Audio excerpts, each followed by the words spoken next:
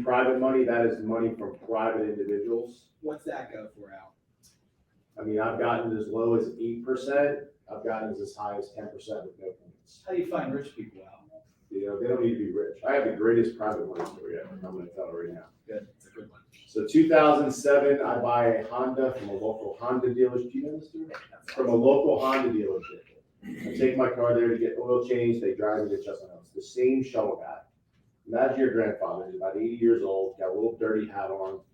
He drives you back and forth. He probably drove me 10 times back and forth to Chestnut Hill to a local Honda dealership in Conshohocken. I'm speaking at Dave & Buster's at the Montgomery County Investors Group in a setting just like this, and I see him sitting in the back of the room. I have no idea why he's there. At the end of it, and we're talking about investing private money. At the end of me, he comes up and says, "Hey, Al, I'd love to get involved in real estate. I'd like to lend me some money." I'm thinking, what kind of money does this guy have? He works at Constelli Honda. He looks like the only clothes I've only ever seen him wear the same set of clothes every time. So it's all right, no problem. Let's meet next week in my office. I'm a call banker in Blue Bell. He comes in 5 o'clock. I'm teaching him the private money. He's nodding his head and like, this is a waste of my time. I should be eating dinner with my family right now. I said, well, listen. I said, you really need at least 50,000 to get invested. I can't borrow any less than 50,000, even if I'm buying the worst house in Chestnut. You know, I need 50 grand. So he takes out his phone and he gets on his Wells Fargo bank account. He slides it across the table and he's a car salesman. There's $472,000 in his checking account. Checking. In his checking account. Yeah, he didn't have the savings. In the checking account. He needs to. I took his phone and I go, yeah, that'll do. And I just pass it on. He lent me over the course of 3 years, probably close to $800,000 that I flipped over every 6 to 9 months, whatever it took. So I took it in 10%, no points. Didn't even know the address of the property. I mean, we did the note, we did the mortgage, we did the assignment, we did all the legal paperwork that you have to do, because that's the other thing too. You find a private lender, secure their investment. Don't just take the money. Don't just say, oh yeah, write me a check. Do the note, do the mortgage, put them on the insurance, give them a lender's title policy, do the assignment of rents, do all the, and again, an attorney for about $1,000 will make these documents for you that you can just change the wording. Because you want to protect your investors' money. But at the end of the day, they're investing in you. They're not investing in 123 Main Street. Okay, just remember that. So again, this guy lent me 800 grand 3 years ago. He says, I want to try the stock market. I want to buy Bitcoin. I want to buy EV battery companies. Well, guess what happened to his money? All of those companies have gone down. All the stocks are down 20, 30%. He called me 2 months ago and said, hey, you still doing real estate projects? I said, yeah. So he and I are going to reconnect. But again, never judge a book by its cover. You know, they may look like the poorest person in the world, but they have tons of money. He was the son of a famous tire company in Philadelphia. That's how he had his money. And I judged him by looking at him saying, this guy has no business, lending me money easily.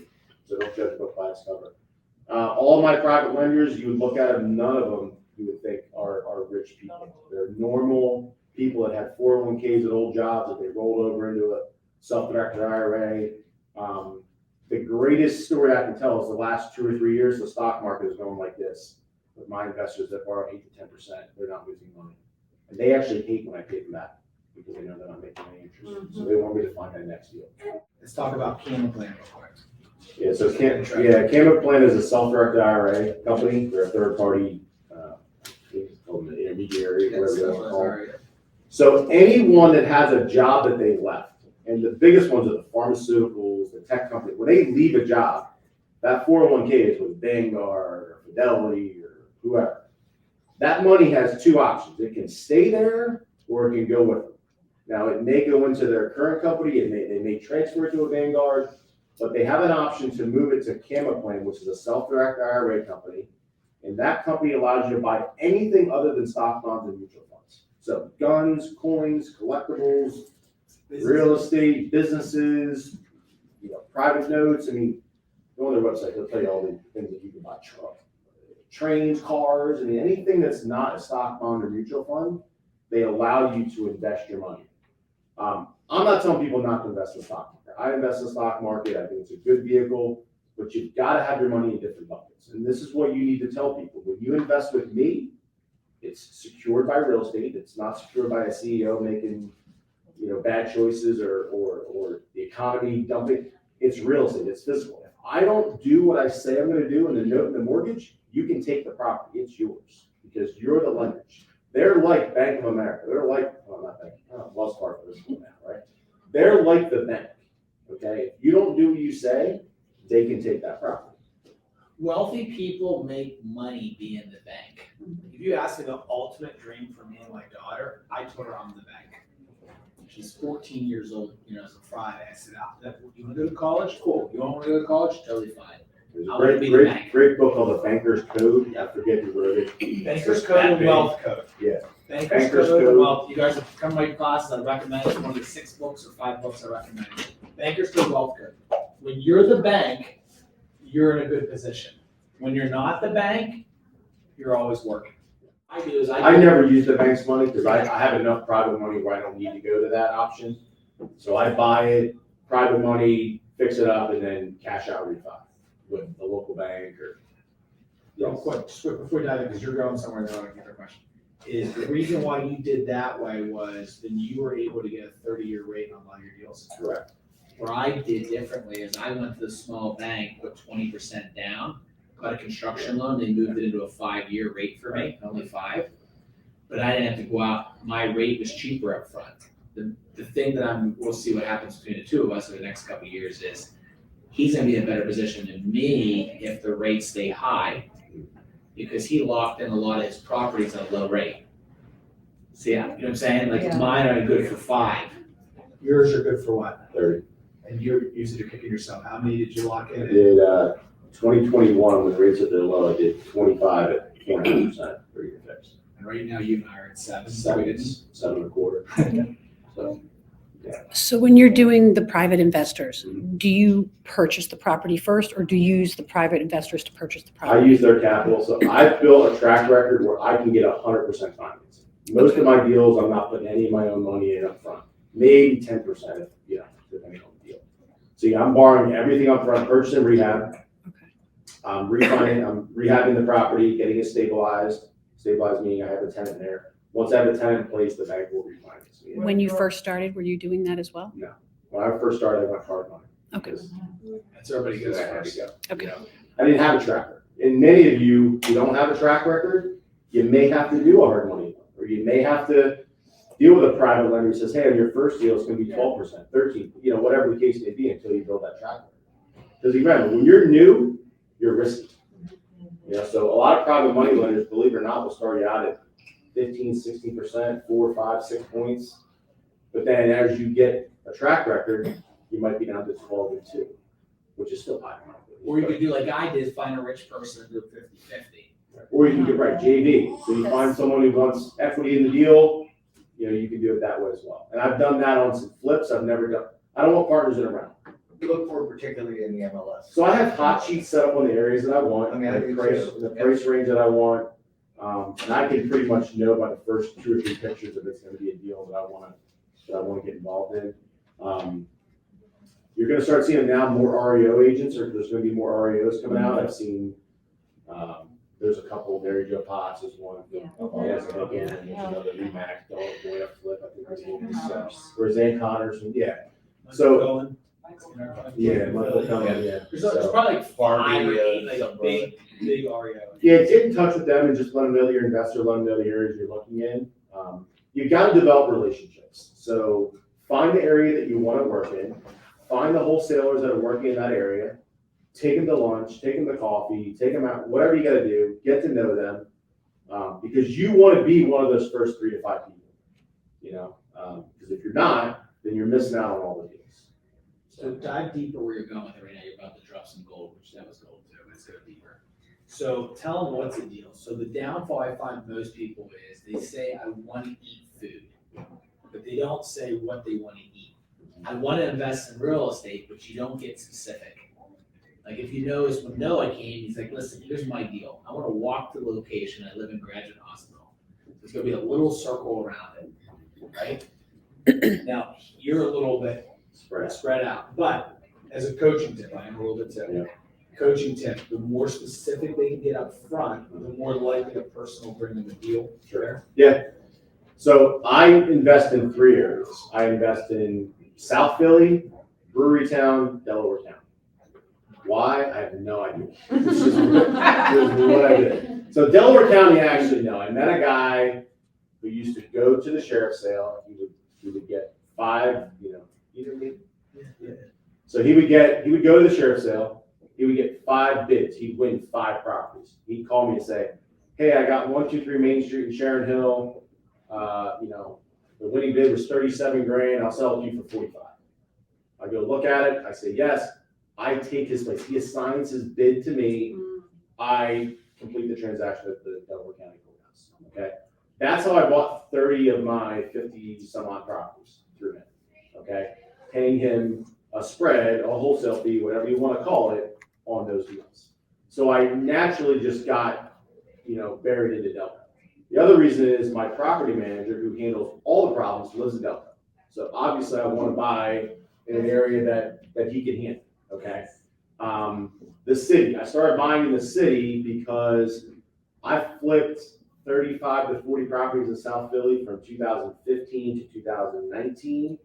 And I looked, and those properties went from like a $200,000 row house to now 325. And I said to myself, why am I not holding on to these properties? Why am I selling these to make a $30,000, $40,000, $50,000, profit that I'm paying 30% taxes on, when I could be buying that property, holding it, getting all my money out, making $200 to $300 a month positive cash flow, having the tenant pay down my mortgage, getting the tax benefits, and getting the appreciation.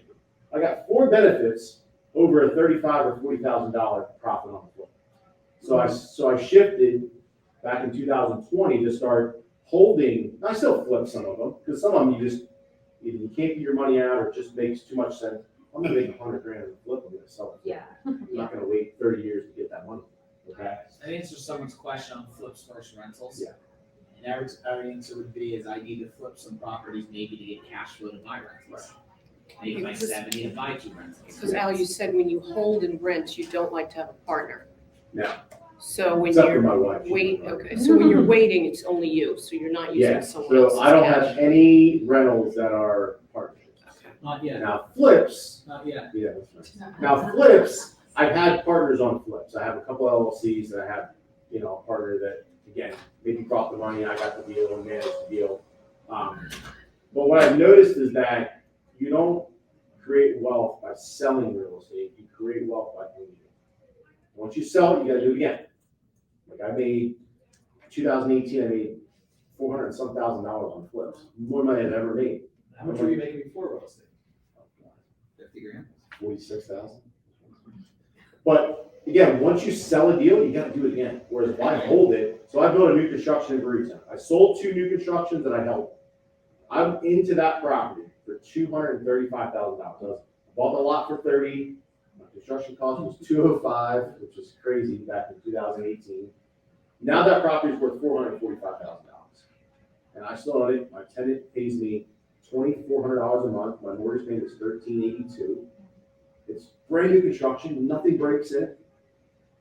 I got tax abatement. I mean, I got all kinds of benefits from that. That's the frustrating part. You do all this work to the house, you make it pretty, and you make this perfect body, and you just give it away.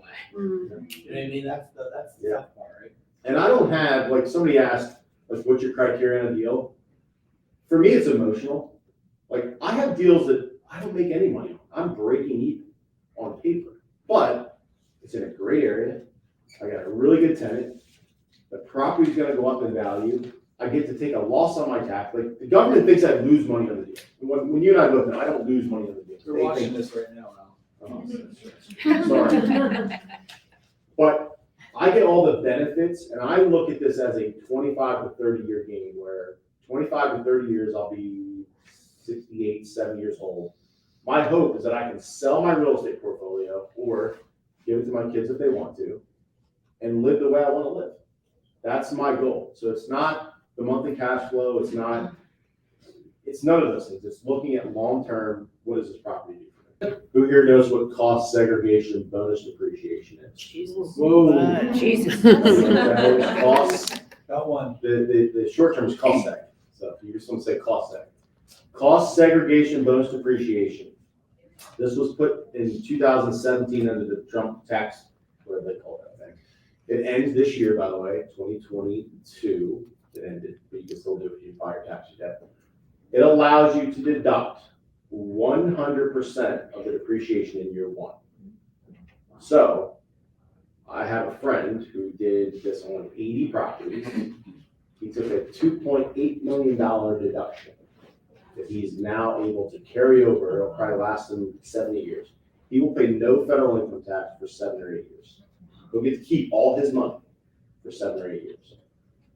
It's a really great benefit. That's what you hear. Donald Trump pays no taxes, this CEO pays no taxes. That's how they're doing it. They're probably not cheating. If they are, they should get caught, but they're probably using that strategy to take that. Biggest mistakes that you made in investing. Yeah, I want to go first. And then I'll say about this. Being your own GC, okay, which is number 3 on the list. Like being your own GC. I know when I meet a person for their own GC, they're losing money selling real estate. I know they're not multiplying their wealth. All they're doing is trading time for money. Jeremy, I saved $30,000 on GC work. No, it cost you $70,000 because you didn't go sell more houses. When you give up time, you have to lose something. You're just not tracking your money. That's the only difference. So like when some people are like, I'm always, yes you are, you just haven't tracked your time well enough. So number 1 would be a GC. What would you say? Well, it's definitely GC. So, everybody knows prices have gone up. So all materials, every contractor has raised their prices 25, 30% probably, maybe more. So back in March of 2021, I bought a deal, had my normal GC come out, he gave me a number, and I almost died on the spot. And I said, I'm gonna find someone else who can do it for cheaper. So I found another guy who was $30,000 cheaper than him.